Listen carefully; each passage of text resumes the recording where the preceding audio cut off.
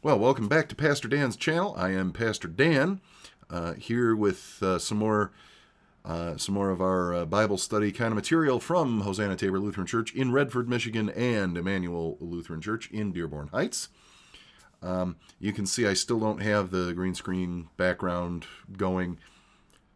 Improvements have been slow. Also, with Advent and Christmas upon us, things are going to be slow for a while. But anyway, I thought this time we'd have a sort of a quick video about the Emperor Constantine, because you hear a lot about him, and I sort of wanted to clear some things up. We had a comment about him on the last video, and so forth.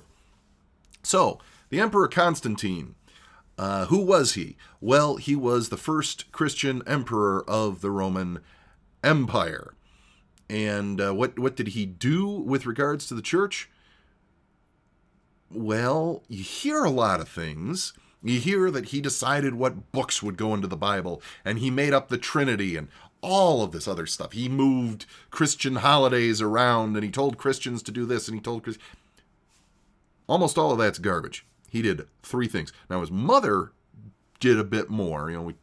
I think I've got a video up about Holy Cross Day and all of that. That's different. Constantine himself really did 3 things. First of all, he made it legal to be a Christian in the Roman Empire. 2, just before he died, he was baptized. So he wasn't a Christian for most of his life. His mother was, but he was not a Christian. In fact, there's some evidence he might have been actively worshiping pagan gods until shortly before he died. But he was eventually baptized. He was a Christian, eventually. And 3, he called the Council of Nicaea, where they discussed the Trinity and so forth. But he didn't tell them what to decide. He didn't weigh into it. He didn't tell them what books of the Bible to use or any of that. He just told the leaders of Christianity in his time, hey, everybody, get together and have an official meeting to say what the church believes. That's it. Then he left it up to the Christians to decide what Christianity was. Basically, everything else you hear about him, unless it's like, oh, he fought this battle at this time. But most of the things you hear about Constantine and the church, they're basically like conspiracy theories. There's a conspiracy theory, essentially, that, to be blunt, because this comes from a Baptist tract writer named Jack Chick. And Jack Chick said that essentially all Christians were just like the Baptists until Constantine came along and invented the Catholic Church all at once.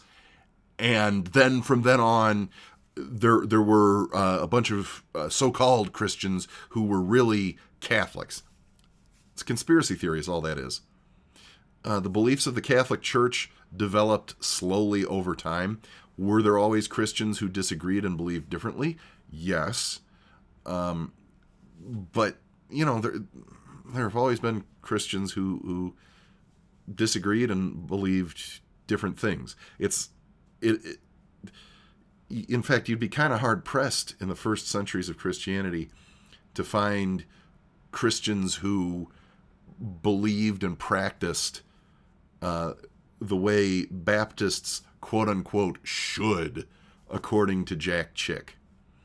Jack Chick made stuff up, or he got it from other writers who were similar to him and just sort of wanted to put these ideas out there. But that doesn't make it true. You can go and read the minutes from the Council of Nicaea. That exists, and it's even been translated from ancient Greek into English. It exists. We know what they talked about. And, Constantine, if I remember right, he was there, but he was silent the whole time. He didn't comment. He didn't say anything. Like I said, Jack Chick made up a conspiracy theory because it suited him. I'd say even most Baptists wouldn't fit Jack Chick's definition of what a Baptist, quote unquote, should be. The guy was pretty extreme, which is why he went around making up lies about other Christians, right? So basically, unless it's one of the three things, that Constantine was baptized shortly before he died, that he legalized Christianity in the Roman Empire, and that he called the Council of Nicaea, but just asked people to show up, did not tell them what to think.